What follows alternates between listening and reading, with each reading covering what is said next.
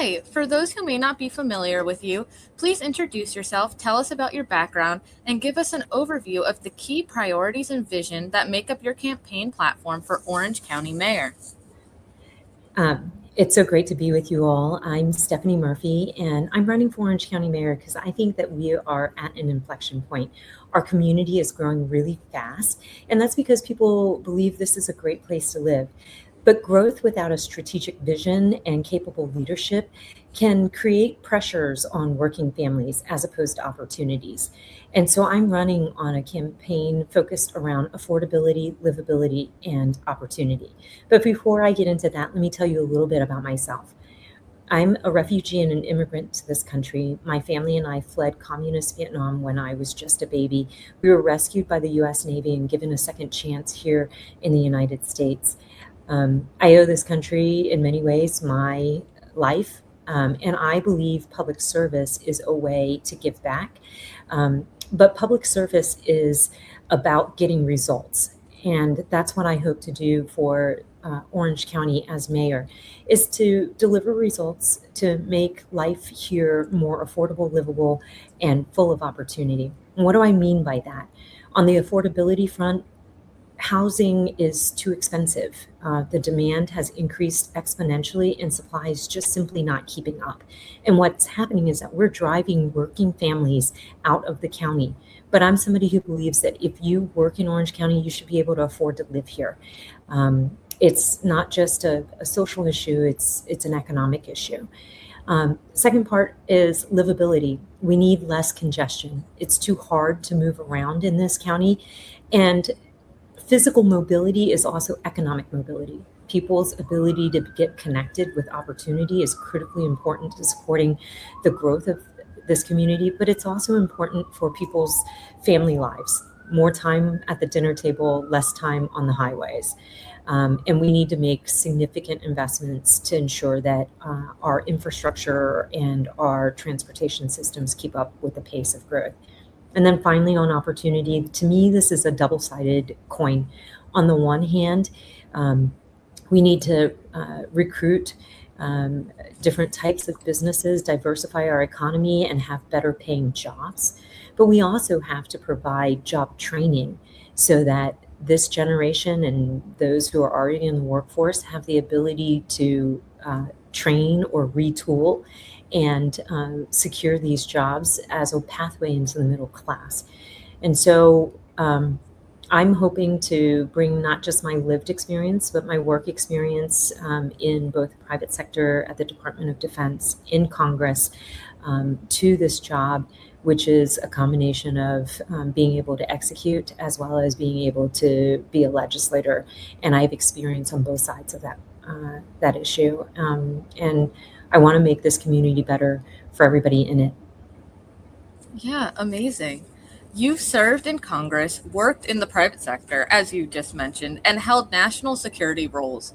How have those experiences prepared you to lead Orange County as its next mayor, and what would your first 100 days in office look like?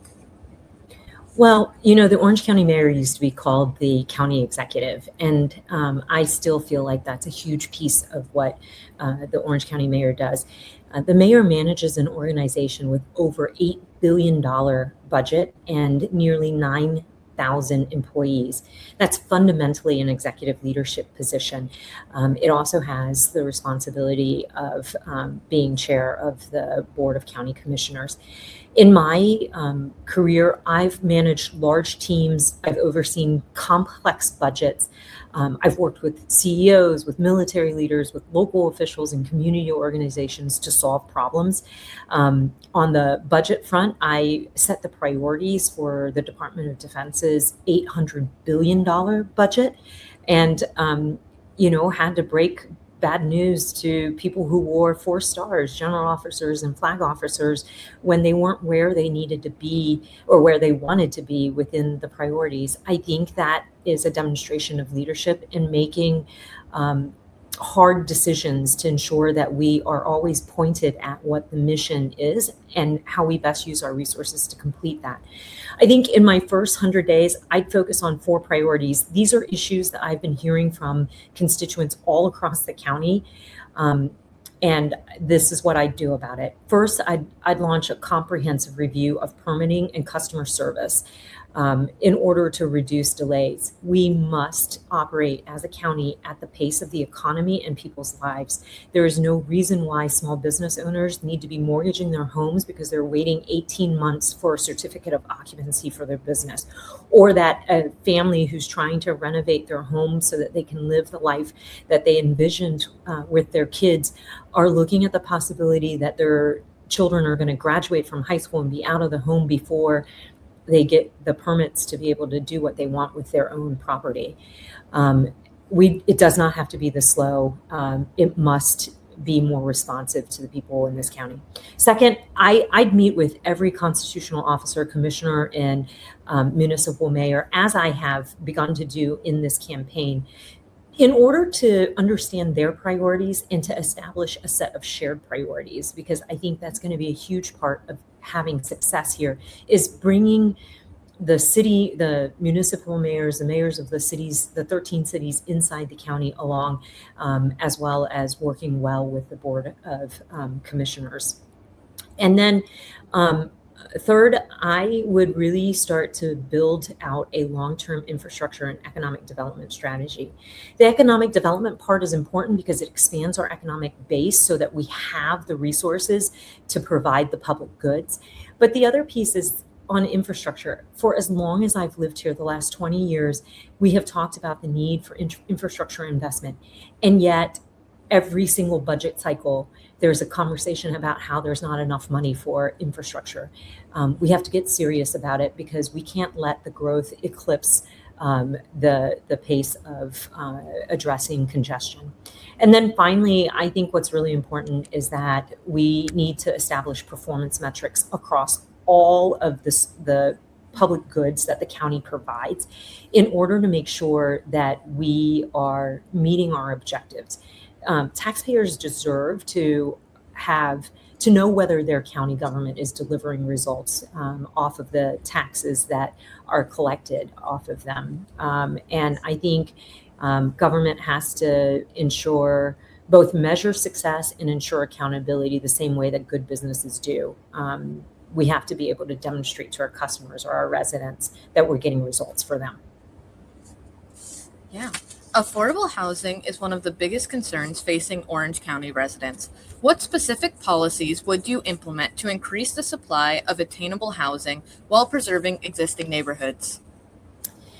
Well, the simple fact of the matter is that we aren't building enough housing to keep up with the population growth, and that shortage is driving prices higher. It's a mismatch between demand and supply, Econ 101.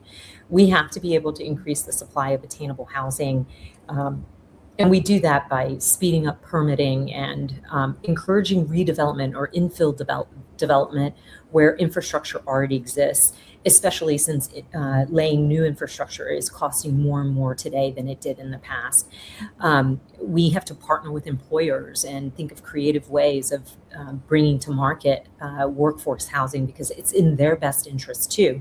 And then we have to be strategic about where we put this workforce housing, locating it near jobs and transportation. I think about it as complete communities.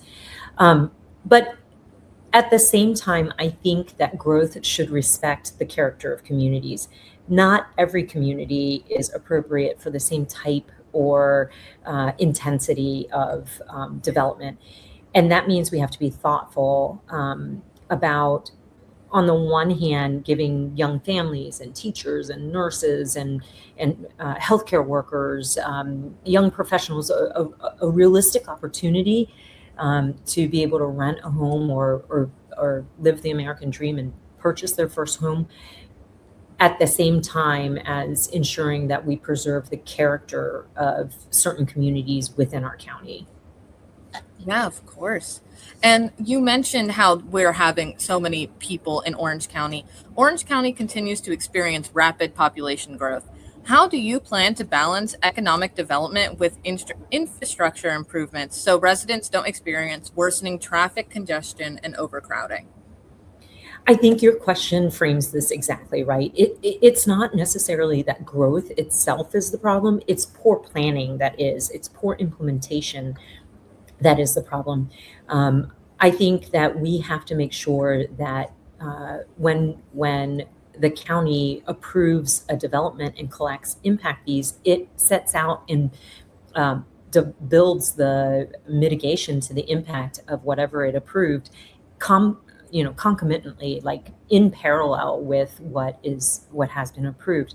People shouldn't have to wait years for roads and utilities and schools to catch up to development after it's already occurred. And I think in many ways that has been what's been happening. And what happens when that happens is the county gets eaten alive by inflation. The cost of building infrastructure far outpaces the inflation that's occurring with consumer product costs. So we have to get ahead of growth wherever possible. And that goes back to the idea of planning strategically for this community, and keeping pace of maintaining and improving major corridors, creating additional transit options, bringing better traffic signal technology, like I did when I was a member of Congress, as well as dollars for I-4 expansion, which I've also done, and then kind of thinking strategically about how we create more housing near employment centers, and then coordinating those infrastructure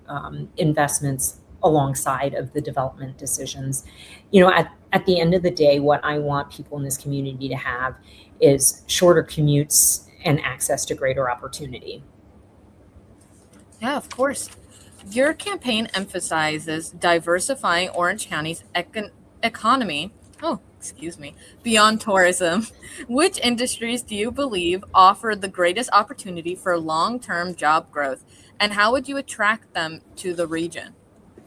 Well, look, I mean, tourism will always be one of Orlando's greatest strengths, but we can't rely on one industry alone. And I believe my business experience, my national security experience, my congressional experience has given me relationships and insights into industries that are growing rapidly, that fulfill a national and international demand for services. And I think Orange County in particular is uniquely positioned to compete for some of these future investment areas, whether that's in space-based defense or unmanned aerial vehicles or biomedical space, artificial intelligence modeling and sim for artificial intelligence, and then also financial technology. That's one of the second highest growing industries. We have seeds to support all of these new industries and attracting new businesses here because of our proximity to the Space Coast, because of the existing defense and modeling and sim infrastructure that we have here, because of the biomed that we have in Lake Nona. There's just so much opportunity, and I feel like I'm well positioned to connect us to the businesses, the entrepreneurs, the investors, and the people who are looking at Florida, but who should really be looking at Central Florida. Yeah. Public safety remains a priority for many residents. Beyond supporting law enforcement, what strategies would your administration use to improve community safety and emergency preparedness? Well, so during my time in Congress, I supported investments to support our local law enforcement, ensuring that they had the resources that they needed to be able to respond, recognizing that we are a terrorism target, and therefore bringing down specific preparatory resources for that. I also supported investments in mental health and intervention for communities before it becomes a major problem. I think that, and on this campaign, I've had a chance to do a ride along with the Sheriff's Department. And I've been to some of the communities where they say they get the highest number of calls from. And what I saw was a neighborhood not too different from the one I lived in. So by the time I grew up in a trailer park when I was a kid, and by the time I was in high school, I was living in a garden apartment closer to the city. And, gang violence and criminal activity were intermixed with hardworking families. For me, getting home from work late at night and into my apartment safely was a challenge. And I think it's critically important that we understand the mix of these communities. We allocate resources for policing in the right place. We address the external factors that contribute to criminal activity. And we need to ensure that people who commit crimes are prosecuted as a deterrent for others from committing crimes. So, there's not one solution to public safety, but I think a big piece of it is starting first with empathy and then implementing the best practices that we know have worked in communities within our county and across this country. Yeah. Orange County is one of the most culturally diverse communities in Florida. How would your administration ensure that minority owned businesses, immigrant communities, and multicultural organizations have a voice in county decision making? I think Orange County's greatest strength is our diversity. And I think, innovation happens when people with different experiences come together. And we have so many vibrant communities here that contribute to the cultural atmosphere, to the culinary scene, to the sports scene. And as mayor, I want county government to be accessible to everyone. And that means, reaching out and engaging with minority-owned businesses and immigrant communities and neighborhood organizations and faith leaders and chambers of commerce and nonprofit organizations, much as my campaign has done to date. We are reaching out to all of these organizations, having conversations, because I believe that you start by listening in order to lead. And I think listening shouldn't just happen during election season. I think the people closest to the problem are often the closest to the solution. And if we have an open door and an open mind to the expertise that these communities bring, we can all build a better community together. Yeah, of course. We are a minority owned business and we're a cultural business as well and brand. So it's very important that communication between the two to help Orange County grow. So going back to your time in Congress, you were known for working across party lines. How would you build consensus among the Orange County Commission when addressing controversial local issues? Well, as I said to you at the start, I believe that public service is about getting results for the people who elect us. Nobody elected people to argue, they elected us to solve problems. And I think that's more true at the local level than ever before, which is why, the mayor's race is a nonpartisan race. Potholes and permitting aren't partisan. It's just we need to have the right leadership experience to get things done. And from my work experience, I've worked with Republicans, with Democrats, with business leaders and labor organizations, with nonprofits, military leaders, people all across the spectrum who might show up for an issue with a different set of experiences and frame. But moving forward sometimes means compromise, and it means that not everybody gets everything that they want. But if we can find enough common ground and daylight to move forward, that's hugely important. And I think for the commission, I think it all starts with respect. And if you listen to some of the BCC meetings, that's something that needs to be established by whoever is mayor, is a sense of respect for everybody's differing viewpoints and an understanding that we all come to the table not to be activists, but to be legislators and to get things done on behalf of this community. And I think another approach that I've learned is really effective is that we have to start building relationships before disagreements arise, because I think trust makes difficult conversations a whole lot easier. Yeah, of course. Oh, the connection almost went out. Many Uh-oh. residents Is are that on my concerned. side? No, we're all good. Okay. Yeah, it was like a brief like blip, Okay. but well, yeah. Back to the questions, everybody. Many residents are concerned about rising property insurance, inflation, and overall cost of living. While some of these issues extend beyond local government, what actions can county mayor realistically take to provide relief? So, while we can't control macro inflation, certainly the county can influence the cost of living.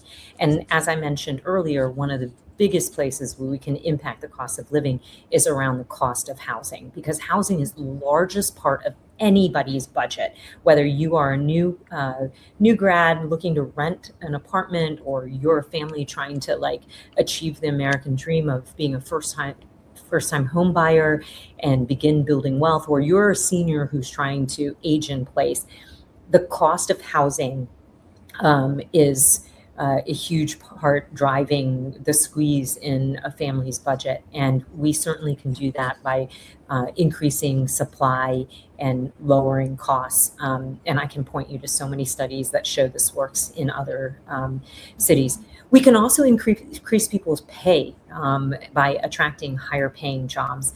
And that's as important. And did you know that we can lower the cost of insurance in certain areas by simply making necessary investments into infrastructure? If you receive a certain grade in flood prevention, for example, it lowers the cost of insurance for the people who live in that area. So there are many tools that Orange County can apply to ensure that we can address affordability in a meaningful way for our residents. Yeah. Orange County is home to thousands of small businesses and entrepreneurs. What initiatives would you introduce to reduce barriers for local businesses and encourage innovation while maintaining responsible fiscal management? Um, I have worked with small businesses in my career. I've, helped women-owned businesses achieve the next level of revenue as a nonprofit volunteer. I'm married to an entrepreneur. My brother's an entrepreneur. I understand that small businesses are the backbone of our local economy, and the county should be a partner, not just another hurdle. And so my priorities around faster permitting, predictable inspections, like easier online services, reducing bureaucracy, are all critically important. I can't tell you, I personally spent 3 days trying to sort through a business license issue at the county level because it was just so convoluted. It's not built for this century or the entrepreneurs. It acts more as a hurdle than it does as a partner. And so we've got to change that piece. But the other thing that we can do is we can connect entrepreneurs and small businesses with workforce and with capital resources. And on the workforce front, I really want to launch a program that's mirrored off of Osceola Prospers, which guarantees every high school kid a chance at a trade, a tech, or an associate degree. Those are all pathways into the middle class. They fill important shortages that we currently have in our labor force in the county. And I would call it Orange County Promise, because it's a promise to the next generation that they will get the training that they need for the economy that they're graduating into.